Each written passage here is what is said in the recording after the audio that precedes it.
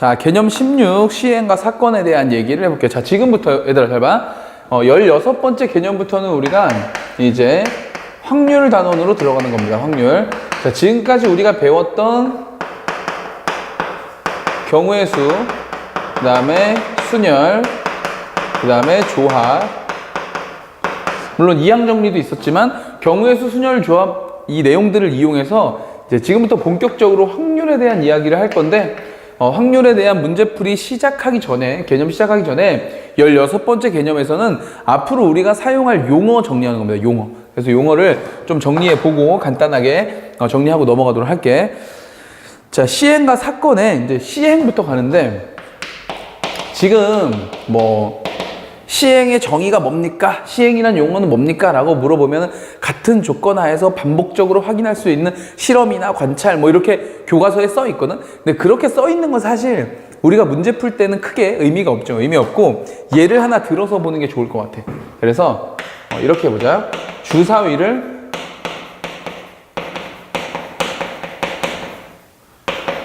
주사위를 던져서 짝수의 눈이 나오는 경우. 자, 주사위를 한 개 던졌을 때 짝수의 눈이 나오는 경우, 요런 말이 있으면 여기에서 이제 시행이라는 건 이렇게 주사위를 던지는 거. 어떤 확률을 구하기 위해서 뭔가 시행을 할 거 아니야. 주머니에서 공을 꺼내던가, 아니면 카드를 꺼내던가, 아니면 주사위를 던지던가, 아니면 동전을 던지던가, 이런 어떤 행위를 하겠죠. 네, 그런 녀석들을 뭐라고 한다? 시행이라고 하는 겁니다. 시행. 뭔지는 알겠지? 느낌만 알면 돼, 느낌만. 자, 시행을 하고 나면은 표본 공간이라는 개념이 있어. 표본 공간. 표본 공간은 뭐냐면 내가 어떤 시행을 했을 때 나올 수 있는 전체 사건의 경우를 말하는 거예요. 전체 사건의 경우. 자, 그럼 위에 예를 들었으니까 우리가 주사위를 던져서 할 때 이 주사위를 던지는 걸 시행이라고 했고, 그랬을 때 나오는 표본 공간. 얘들아, 주사위 던지면 눈 몇 개 있어? 6개 있죠? 그래서 표본 공간은 뭘 얘기한다? 1, 2, 3, 4, 5, 6. 자, 요걸 우리가 표본 공간이라고 하는 거야. 무슨 말인지 알겠죠? 자, 그랬을 때 표본 공간에 좀 약간 헷갈리는 개념으로 요런 개념이 또 있어. 우리 사건에서 근원 사건이라는 애들이 있거든. 용어.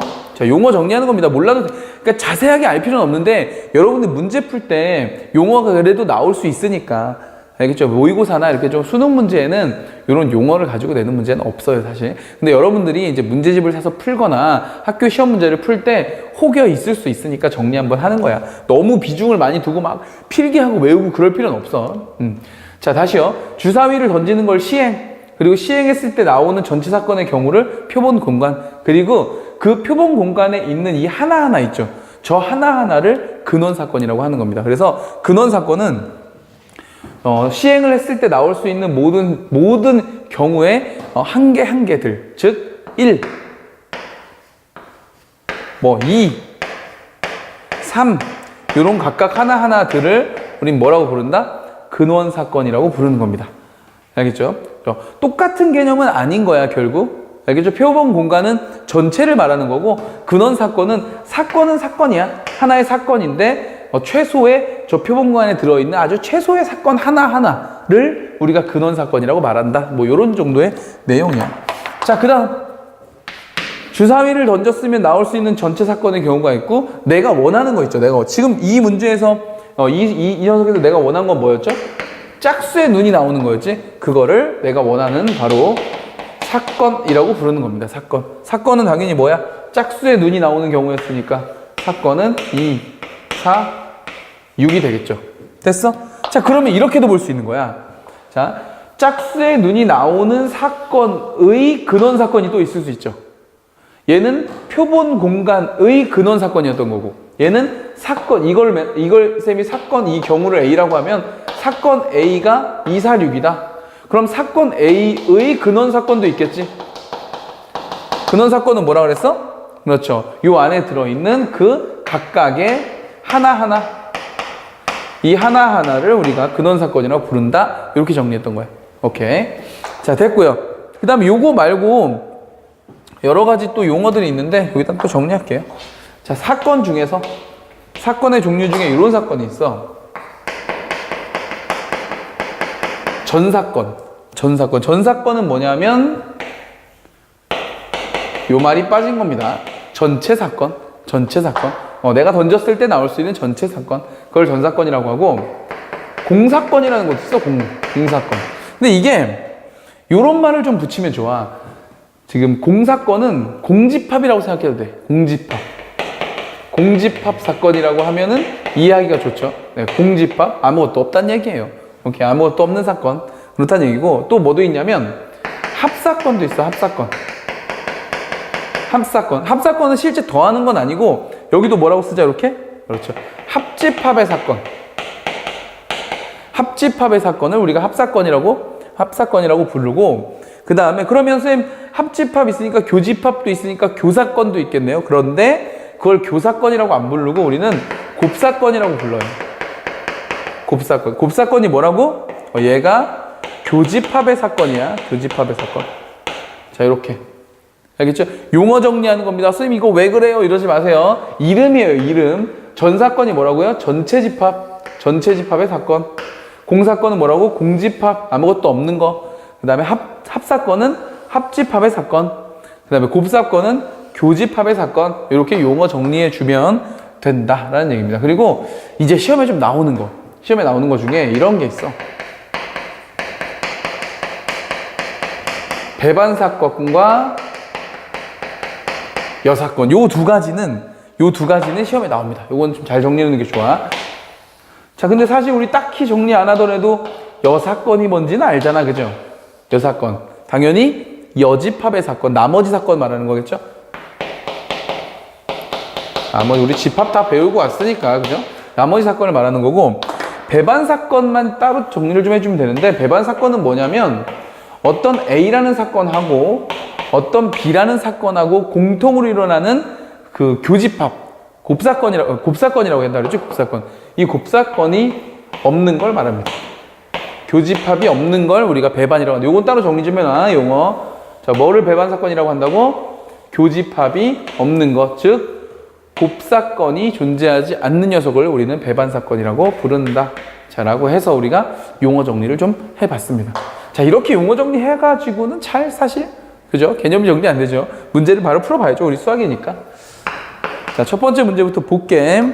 1부터 20까지 적혀있는 숫자 카드에서 2의 배수가 적힌 사건.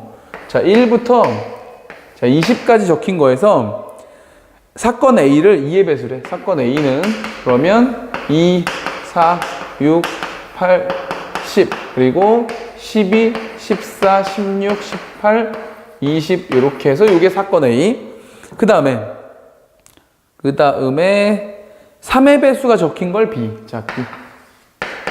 3의 배수는 3, 6, 9, 12, 15, 18, 21, 21 아니죠? 자, 여기까지만 쓰면 되겠다. 여기 옆에다 쓸까요? 이렇게? 자, 이렇게. 자, 그래서 사건 A는 몇 개? 당연히 10개. 사건 B는 몇 개? 자, 6개가 되겠죠. 그죠?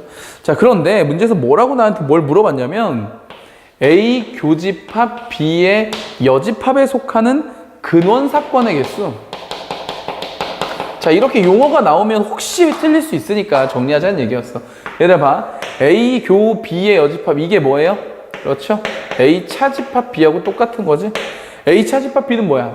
A에 있는 집합의 원소 중 B에 들어있는 녀석을 빼자 이런 얘기니까 여기 들어있는 거 누구 있어요? 6 들어있고 여기 12 들어있고 여기 18 들어있고 이렇게 3개가 들어있다. 그치? 그래서 A 교집합 B의 여집합은 뭐가 되는 거야? 뭐가 돼? 불러봐. 2, 4, 8, 그 다음에 10, 14, 16, 20 이렇게 되겠다. 이거죠. 그렇죠? 자, 이렇게 있을 때 이 녀석의 뭘 구하라고? 이 녀석의 근원사건. 우리 근원사건 뭐라 그랬어? 이 사건을 구성하고 있는 이 집합의 원소 하나하나를 우리가 뭐라고 한다고? 근원사건이라고 한다. 이렇게 얘기를 했었지. 그지? 자, 그러니까 근원사건의 개수는 몇 개야? 하나, 둘, 셋, 넷, 다섯, 여섯, 7개. 7개 이렇게 찾으면 된다 이거죠. 됐죠? 어려운 개념은 아니니까. 자, 두 번째도 볼게요. 두 번째 보니까 10 이하의 자연수가 각각 적혀 있는 10장의 카드. 자, 1, 2, 3, 4, 5, 6, 7, 8, 9, 10. 자, 이렇게 10장의 카드가 있는데, 표본 공간 S에 대해, 표본 공간이 뭐라고? 전체를 말하는 거고, 전체 중에서 4의 배수가 적혀 있는 카드를 꺼내는 사건을 A라고 한대. 자, A 볼게요. 자, 그럼 A는 4의 배수라고 했으니까 누구야? 4하고 8. 자, 요거 말하는 거고. 그 다음에 홀수가 적혀 있는 카드를 꺼낸 걸 B라고 한대요. B. 홀수는 1, 3, 5, 7, 9. 요렇게 말하겠지. 그죠? 자, 그런 상태에서 문제에서 이제 내가 C를 꺼낼 건데, C는 뭐냐면 A와 B와 모두 배반인 사건이래. A와 B와 모두 배반이래. 배반 아까 무슨 뜻이라 그랬죠? 교집합이 없는 거라 그랬지? 그러니까 A랑 배반이어야 되니까 A 교집합 B도 공집합이어야 하고, 자, C죠, C. A 교집합 C도 공집합이어야 하고, B랑도 배반이라고 했으니까 B 교집합 C도 뭐가 되는?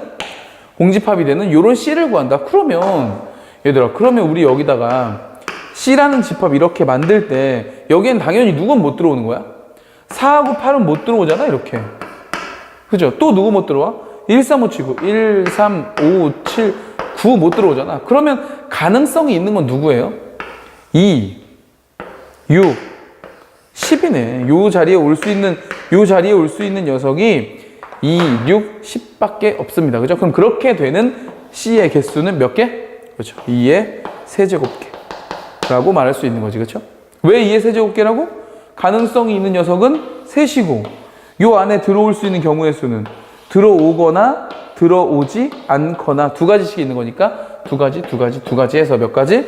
2의 세제곱까지다 라고 정리해주면 된다 이거죠. 됐어? 자, 용어 정리한 거야. 어렵지 않아. 그래서 이런 용어들을 바탕, 그리고 우리가 앞에서 배웠던 여러 가지 경우의 수나 순열 조합의 내용들을 이용해서, 자, 이제 이 다음 17번 개념부터 본격적으로 확률 문제를 풀어보도록 하겠습니다. 알겠죠? 자, 정리하시고 다음 개념에서 보도록 할게요.